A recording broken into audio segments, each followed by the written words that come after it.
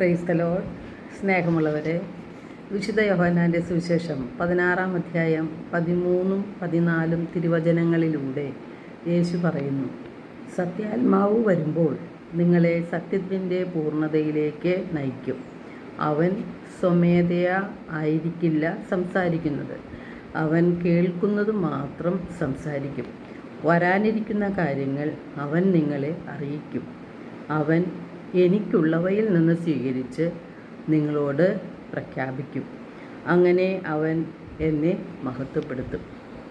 യേശു ഈ ലോകത്ത് നിന്ന് പിതാവിൻ്റെ അടുക്കലേക്ക് പോകുന്നതിന് മുൻപായി ശിഷ്യന്മാരെ ധൈര്യപ്പെടുത്തുന്നുണ്ട്. ഞാൻ നിങ്ങളെ അനാഥരായി വിടുകയില്ല, എന്നേക്കും നിങ്ങളോടുകൂടെ ആയിരിക്കാൻ മറ്റൊരു സഹായകനെ പിതാവ് നിങ്ങൾക്ക് തരും.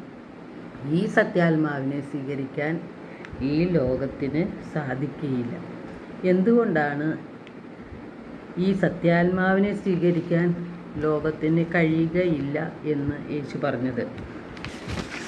ഈ ലോകം മുഴുവൻ ദുഷ്ടൻ്റെ കരവലയത്തിലാണ്. ദുഷ്ടൻ മനുഷ്യ മനസ്സുകളെ അന്ധമാക്കിക്കൊണ്ടിരിക്കുകയാണ്. അവൻ വരുന്നത് കൊല്ലാനും നശിപ്പിക്കുവാനും മോഷ്ടിക്കുവാനും ആണ്. നമ്മുടെ ആത്മാക്കളെ മോഷ്ടിച്ച് അവൻ്റെ രാജ്യത്തിൽ നമ്മെയും ചേർക്കുന്നതിനു വേണ്ടിയാണ് സാത്താൻ വരുന്നത്. എന്തിനാണ് പരിശുദ്ധാത്മാവിനെ തരുന്നത്? നമ്മെ സത്യത്തിൻ്റെ പൂർണ്ണതയിലേക്ക് നയിക്കുന്നതിനു വേണ്ടിയാണ്. എന്താണ് സത്യം?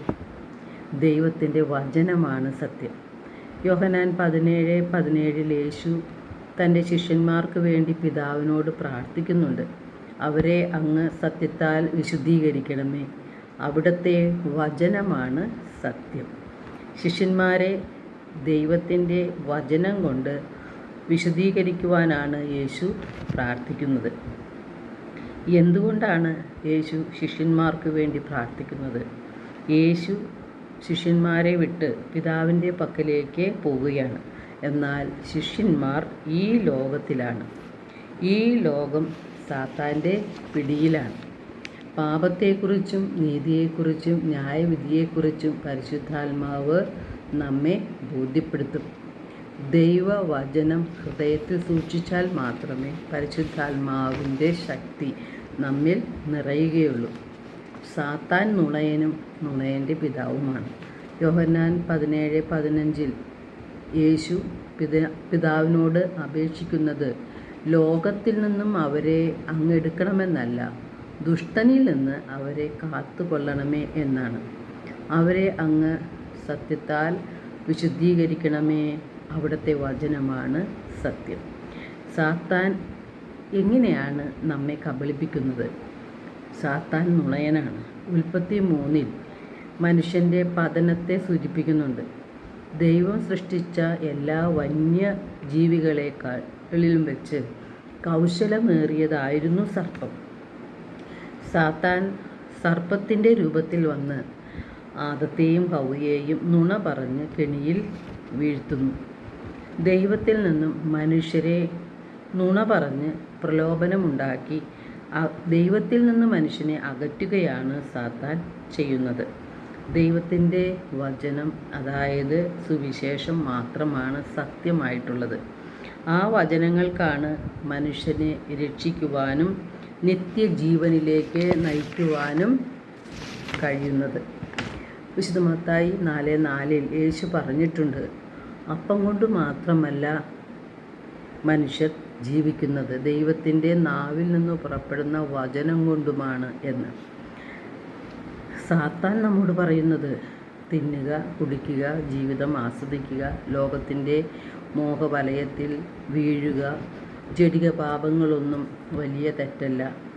ഹൃദയത്തിൽ വെറുപ്പും വൈരാഗ്യവും വിദ്വേഷവും അസൂയയും അഹങ്കാരവും എല്ലാം സ്വാർത്ഥമോഹങ്ങളും എല്ലാം കൊണ്ടു നടക്കുക. നാം എത്ര വലിയ പാപം ചെയ്താലും ദൈവം നമ്മളോട് ക്ഷമിച്ചുകൊള്ളും. രഹസ്യമായി ചെയ്യുന്ന പാപങ്ങൾ ആരും കാണുന്നില്ല. ഇത്തരം പ്രലോഭനങ്ങളാണ് സാത്താൻ ഒരുക്കി വെച്ചുകൊണ്ട് നമ്മെ കാത്തിരിക്കുന്നത്. എന്നാൽ സത്യം ദൈവത്തിൻ്റെ വചനങ്ങളാണ്. സാത്താൻ പറയുന്നത് നുണയാണ്.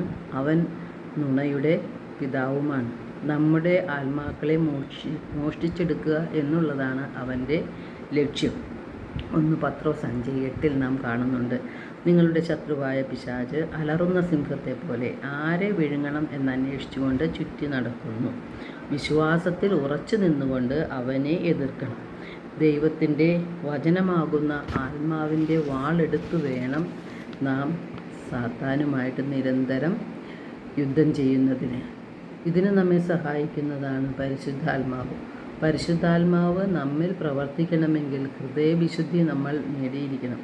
പരിശുദ്ധാത്മാവിനാൽ നിറയുവാനായിട്ടാണ് നാം നിരന്തരം പ്രാർത്ഥിക്കേണ്ടത്. എല്ലാവർക്കും ഒരു നല്ല ദിനം ആശംസിക്കുന്നു. ദൈവം നമ്മെ ഓരോരുത്തരെയും സമൃദ്ധമായി അനുഗ്രഹിക്കട്ടെ.